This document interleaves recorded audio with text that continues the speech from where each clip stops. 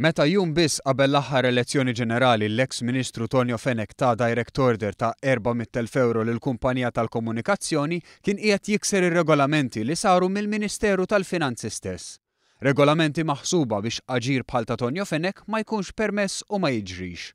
Fir-rapport tal-Awditur Ġenerali li fih kien żvelat il-każ, intqal kif ir-regoli tax-xiri fis-servizz pubbliku huma maħsuba biex jassiguraw li wieħed jimxi mal-prinċipji bażiċi ta' trasparenza u l-kontabilità. Kompla jkun spjegat kif ċirkolari li kienet ippubblikata kmieni fl-2013 kienet tgħid li d-direct orders għandhom ikunu mill-inqas u fejn isiru għandu jkun hemm ġustifikazzjoni valida. Iżda ftit ġimgħat wara din iċ-ċirkolari, Tonio Fenech għamel il-kontra. Korrispondenza tal-Ministeru tal-Finanzi li permezz tagħha kienu approvati 64 invoice ikkonfermat kif fit-8 ta' Marzu 2013 kienu approvati bi ftit iktar minn 400,000 euro f'direct orders.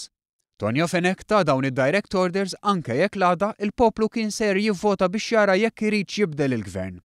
Iktar minn hekk fir-rapport intqal li din id-direct order approvata minn Tonio Fenech fl-2013 kienet tkopri xogħol li diġà sar u li kien mifrux bejn Jannar 2010 u Jannar 2013.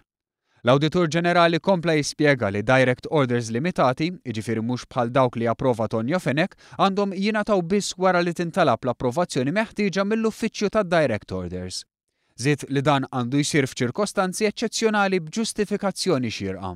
Ġustifikazzjoni xierqa li fil-każ ta' Tonio Fenech li Simon Busuttil ħattru biex imexxi l-Kumitat tal-Kontijiet Pubbliċi fil-Parlament ma nstabitx.